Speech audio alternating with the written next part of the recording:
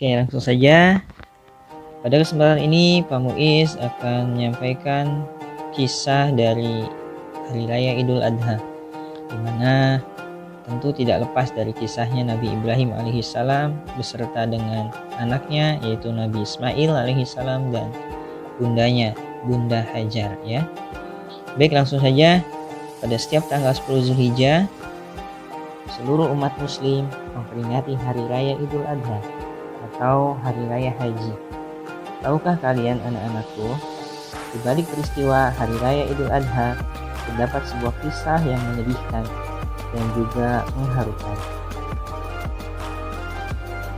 Idul Adha juga dikenal dengan sebutan Hari Raya Haji, di mana kaum muslimin yang sedang menunaikan ibadah haji yang melakukan wukuf di padang Arafah, mereka semua memakai pakaian serba putih atau disebut dengan pakaian ihram, melambangkan persamaan akidah, memiliki persamaan dari segala bidang kehidupan, dan memiliki derajat yang sama, yaitu sama-sama mendekatkan diri kepada Allah Subhanahu wa Ta'ala sambil bersama-sama membaca kalimat talbiyah. Labbaik Allahumma labbaik, labbaik la syarika lak labbaik, innal hamda wan ni'mata laka wal mulk la syarika lak. Selain disebut Hari Raya Haji, Idul Adha disebut juga dengan Idul Kurban, karena pada hari raya itu Allah Subhanahu wa Ta'ala memberikan kesempatan kepada kita untuk lebih mendekatkan diri kepada Allah Subhanahu wa Ta'ala. Mereka yang belum mampu menunaikan ibadah haji, maka diberikan kesempatan untuk berkurban, yaitu menyembelih seekor hewan kurban sebagai simbol ketakwaan dan kecintaan kita kepada Allah Subhanahu wa Ta'ala. Dan juga tentu sudah kita ketahui bersama bahwa di setiap tahunnya orang yang memiliki kelebihan rezeki lebih dianjurkan untuk berkurban dan membagikan daging kurban tersebut kepada orang-orang yang berhak. Nah, ini langsung kita bahas ya. Lalu bagaimana sejarah dari Idul Kurban tersebut? Mari kita bahas. Sesuai dengan firman Allah di dalam Al-Quran surat Al-Kautsar, A'udzu billahi minasyaitonir rajim. Bismillahirrahmanirrahim. Inna a'tainakal kautsar. Shalli li rabbika wanhar. Inna syani'aka huwal abtar. Sesungguhnya kami telah memberikan kepadamu nikmat yang banyak. Maka dirikanlah sholat karena Tuhanmu dan berkurbanlah. Sesungguhnya orang yang membencimu dialah yang terputus. Sesuai dengan firman Allah di dalam Quran surat Al-Kautsar, bahwa Allah Subhanahu wa Ta'ala memerintahkan kita sebagai bentuk rasa syukur kita kepada Allah, maka Allah memerintahkan kita untuk menunaikan kewajiban kita, yaitu mendirikan sholat dan juga berkurban. Kalau mendengarkan cerita, mulutnya harus dikunci. Kita kunci dulu ya, cekrek. Kemudian kuncinya kita kantongin ya. Matanya perhatikan ke depan, siap mendengarkan cerita dari Pak Muiz. Anak-anak siap? Baik, kalau sudah siap. Di suatu hari, Al-Kisah. Suatu hari Nabi Ibrahim mendapatkan amanah dari Allah Subhanahu wa Ta'ala untuk memisahkan Bunda Hajar dan Ismail dari dirinya, dan juga Bunda Sarah. Jadi ceritanya begini, Nabi Ibrahim alaihissalam memiliki dua orang istri. Istri yang pertama bernama Bunda Sarah. Dari pernikahannya dengan Bunda Sarah dikaruniai seorang anak bernama Ishak. Dan dari pernikahannya dengan Bunda Hajar dikaruniai Ismail. Nah, proses sampai akhirnya Nabi Ibrahim alaihissalam dan Bunda Hajar memiliki seorang anak itu melewati masa yang sangat lama, berpuluh-puluh tahun, sampai akhirnya Nabi Ibrahim alaihissalam berdoa kepada Allah Subhanahu wa Ta'ala ya. Dalam doanya ini Nabi Ibrahim alaihissalam meminta kepada Allah agar Allah berikan keturunan, yaitu anak yang soleh. Dia berikan di dalam Al-Quran surat As-Saffat, yaitu surat ke-37 ayat 100. Lanjut, Nabi Ibrahim berkata kepada Bunda Hajar, Bunda Hajar, segeralah berkemas karena kita akan pergi dalam perjalanan yang berliku dan sangat panjang. Bunda Hajar tidak berkata apa-apa, dia langsung berkemas. Setelah semuanya rapi, Bunda Hajar, Nabi Ibrahim, dan tak lupa Ismail yang masih menyusu ikut serta untuk dibawa berjalan jauh meninggalkan kota Palestina. Berjalan, terus berjalan, dan akhirnya mereka tiba di sebuah kota yang dinamakan pada zaman dahulu itu, nama kotanya adalah Bakah. Kalau sekarang dinamakan kota Mekah. Dan zaman itu kota Bakah atau kota Mekah itu masih sangat sepi ya. Yang ada hanya gurun-gurun pasir. Ketika sudah sampai di kota Mekah atau Bakah, lalu Nabi Ibrahim turun dari kendaraannya. Nah, kira-kira kendaraannya apa ya, anak-anak? Busway atau MRT? Oh, tentu tidak ya. Pada zaman dahulu kendaraannya bukan busway, bukan juga MRT, bukan mobil, ataupun juga bukan sepeda motor. Lalu apa kira-kira anak-anak? Ya, kalau zaman dahulu itu kendaraannya menggunakan hewan unta. Setelah Nabi Ibrahim turun dari kendaraannya, yaitu unta, lalu Nabi Ibrahim pun menurunkan Bunda Siti Hajar dan Ismail kecil. Setelah keduanya turun dari unta, dengan perlahan Nabi Ibrahim melangkah semakin jauh dan semakin jauh, meninggalkan Bunda Hajar dan Ismail. Bunda Hajar merasa heran kenapa Nabi Ibrahim meninggalkan mereka. Dilihatnya Nabi Ibrahim berjalan semakin jauh tanpa sepatah kata pun.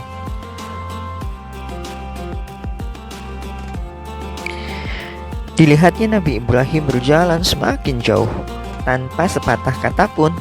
Lalu Bunda Hajar keheranan, kebingungan, kenapa ia dan Ismail kecil yang masih menyusui ditinggal berdua, ditinggal di padang pasir yang tidak ada makanan, tidak ada air, tidak ada pohon-pohonan untuk berteduh. Lalu Bunda Hajar memanggil Nabi Ibrahim, Ibrahim, wahai Ibrahim, Ibrahim. Namun Nabi Ibrahim tidak menyahut sama sekali.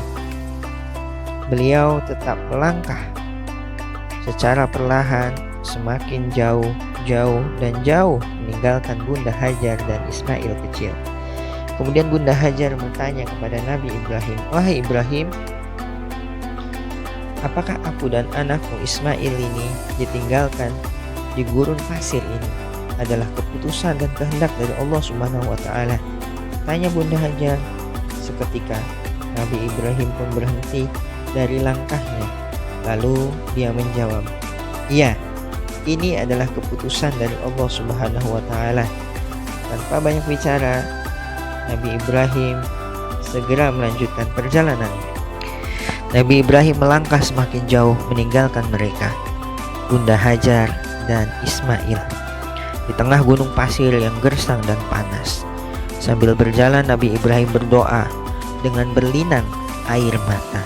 Ya Allah, ya Tuhanku, Engkau telah menempatkan anak dan istriku di tempat yang gersang dan terpencil ini, tempat yang tidak jauh dari rumahmu, Ka'bah. Aku mohon ya Allah, lindungilah mereka, agar mereka tetap melaksanakan sholat, dan agar mereka diberikan buah-buahan sebagai rasa syukur, dan jadikanlah mereka anak dan istri hamba, orang-orang yang disenangi orang lain. Amin. Doa Nabi Ibrahim itu saat itu kepada Allah Subhanahu wa Ta'ala. Karena perintah Allah lah Nabi, jadi Nabi Ibrahim harus tega dan mau melaksanakan dan menguatkan hatinya untuk meninggalkan Bunda Hajar dan Ismail. Setelah beberapa hari, Bunda Hajar dan Ismail masih berdiam di tengah-tengah gurun pasir yang panas dan gersang, sampai bekal yang dibawanya pun sudah habis, tidak ada apa-apa lagi. Lalu di hari itu, ketika perbekalan sudah habis, Ismail kecil menangis kelaparan dan kehausan. Hihihi. Bunda Hajar panik melihat Ismail menangis. Tidak tinggal diam, lalu Bunda Hajar mencari akal bagaimana caranya supaya Ismail terdiam dari tangisnya dan meminum atau memakan sesuatu. Di sana tidak ada tukang jajanan ya anak-anak. Lalu Bunda Hajar pun berlari dari Bukit Safa ke Bukit Marwah, dari Bukit Marwah kembali ke Bukit Safa sebanyak 7 kali demi untuk mencari makanan dan minuman untuk Ismail. Ketika di pelariannya yang ke-7 kali, dilihatlah Ismail kecil menggerak-gerakkan kakinya. Bunda Hajar terlihat terkejut karena tampak di bawah kaki, di telapak kaki yang digerakkan oleh Ismail memunculkan sebuah mata air. Lalu mata air itu pun dinamakan dengan mata air Zam-Zam. Lalu air Zam-Zam yang ditimbulkan dari gesekan kaki Ismail menjadi sumber mata air untuk penduduk di sekitar. Kemudian kurang lebih sekitar 10 tahun Bunda Hajar dan Ismail ditinggal di kota Mekah. Muncul rasa rindu dari diri Nabi Ibrahim alaihissalam kepada mereka. Ketika Nabi Ibrahim sampai di kota Mekah, dilihatlah kota Mekah yang berbeda dengan dahulu. Pada saat ia meninggalkan anak dan istrinya, kota Mekah ini sekarang sudah ramai, banyak penduduk yang menetap di sana. Dan dilihatnya Ismail tumbuh menjadi anak yang soleh, tampan, sabar, dan keluarga mereka dihormati oleh para penduduk sekitar karena Bunda Hajar dan Ismail dianggap sebagai sumber pemilik mata air Zam-Zam. Dan juga Allah mencukupi segala kebutuhan mereka sesuai dengan apa yang didoakan oleh Nabi Ibrahim kala itu. Setelah itu Nabi Ibrahim berkumpul dengan Bunda Hajar dan Ismail. Setelah itu Nabi Ibrahim berkumpul dengan Bunda Hajar dan Ismail dalam kunjungannya itu. Rasa rindu yang tak terbendung lagi akhirnya meredam seiring dengan pertemuan mereka.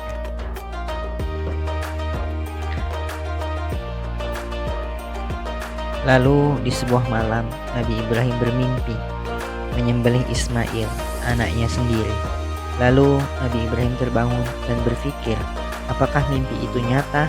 Apakah mimpi itu pesan dari Allah Subhanahu wa Ta'ala, atau malah mimpi itu godaan dari syaitan? Nabi Ibrahim tidak menggubris mimpinya itu. Namun di mimpi berikutnya, selama 2 malam berturut-turut, Nabi Ibrahim kembali bermimpi yang sama, yaitu menyembelih Ismail. 3 hari berturut-turut Ibrahim bermimpi menyembelih Ismail. Nabi Ibrahim berpikir mimpinya bukanlah sekedar mimpi, tapi pesan dan perintah dari Allah Subhanahu wa Ta'ala.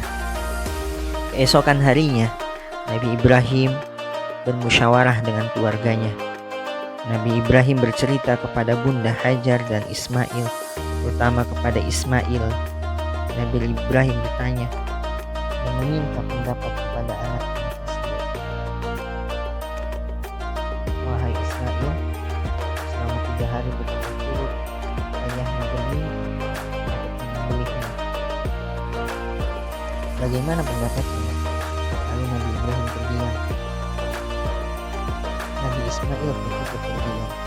Pada saat itu juga Ismail sangat memahami bahwa ayahnya adalah Nabi Allah Subhanahu wa Ta'ala. Mimpinya para nabi itu merupakan wahyu dari Ilahi. Kemudian dengan mantap Ismail pun menjawab, ya, laksanakanlah perintah dari Allah Subhanahu wa Ta'ala. Insya Allah aku akan didapati sebagai orang-orang yang sabar. Aku akan ikhlas dan aku akan ridho untuk menerimanya. Mendengar jawaban dari Nabi Ismail, maka Nabi Ibrahim pun bertambah rasa kecintaannya Nabi Ibrahim kepada anaknya. Bertambahlah keyakinan bahwa dia harus melaksanakan perintah dari Allah Subhanahu wa taala itu, yaitu menyembelih anaknya sendiri. Lalu berangkatlah Nabi Ibrahim dan Ismail menuju Mina, tempat penyembelihan Ismail yang akan dilaksanakan.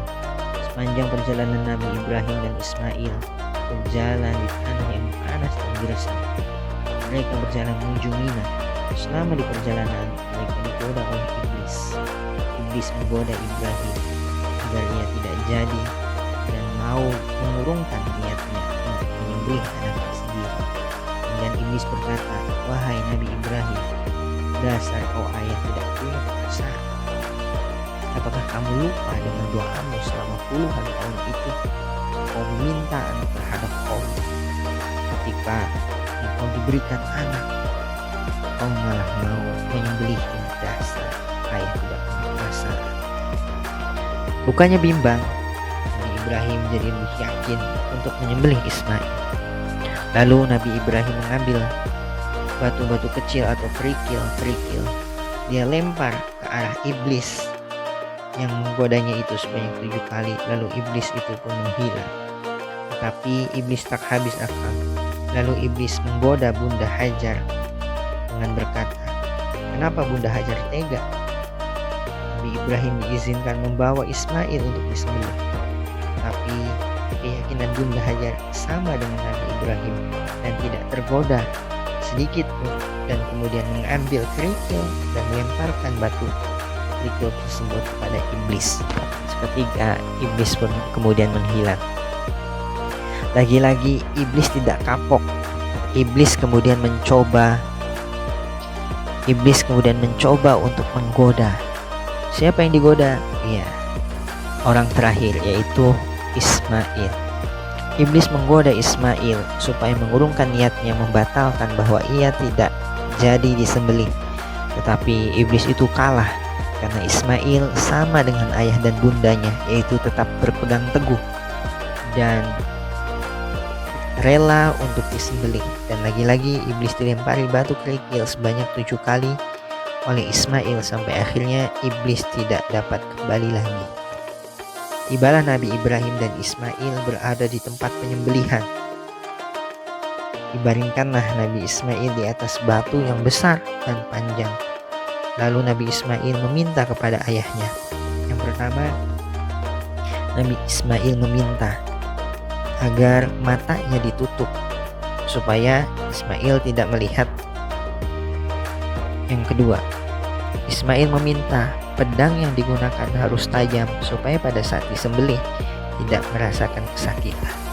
Dan yang ketiga, baju yang dipakai untuk disembelih untuk diberikan kepada Bunda Hajar sebagai kenangan.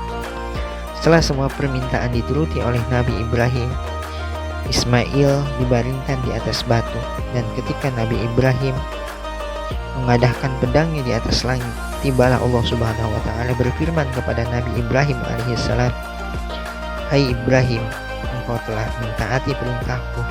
Ini adalah perintah yang sulit. Aku berikan balasan kepada orang-orang yang berbuat baik." Lalu tiba-tiba Ismail berada di atas batu seketika berubah menjadi domba. Di sebuah riwayat dijelaskan bahwasanya Nabi Ismail digantikan dengan seekor domba yang besar oleh malaikat Jibril alaihissalam yang diambil dari surga, dan tentu adalah sebuah perintah dari Allah Subhanahu wa taala. Kemudian Nabi Ismail berada di sebelah Nabi Ibrahim. Karena Nabi Ibrahim tersebut baik, seketika Nabi Ibrahim diberikan kebaikan oleh Allah Subhanahu wa taala. Allah Subhanahu wa taala Maha baik untuk orang-orang yang melakukan kebaikan. Allah Subhanahu wa taala mengapresiasi pengorbanan, kepatuhan, keyakinan Nabi Ibrahim beserta Ismail dan juga Bunda Hajar terhadap Allah Subhanahu wa taala. Maka hikmah dari Idul Kurban ini adalah Allah Subhanahu wa taala ingin kita meneladani kisah Nabi Ibrahim bahwa kita harus memberikan harta atau segala sesuatu yang kita cintai untuk Allah Subhanahu wa taala. Ada satu kuis ya. Satu kuis terdiri dari 3 soal. Kira-kira dengarkan baik-baik soalnya. Hewan apa yang boleh untuk berkurban? Tepatnya hewan apa saja yang boleh untuk berkurban ya. Nanti anak-anak boleh japri di grup kelasnya masing-masing. Yang kedua, siapa nama ibundanya Ismail? Dan yang terakhir, siapa nama seseorang yang akan disembelih? Nah, ini akan jadi nilai plus nih buat anak-anak ya. Maka jawabannya boleh dijawab dan dikirimkan ke grup kelasnya masing-masing. Mudah-mudahan itu saja yang bisa kami sampaikan. Mudah-mudahan ini sangat berguna untuk kita semua ya. Kaitannya kita jadi lebih paham sejarah Idul Kurban.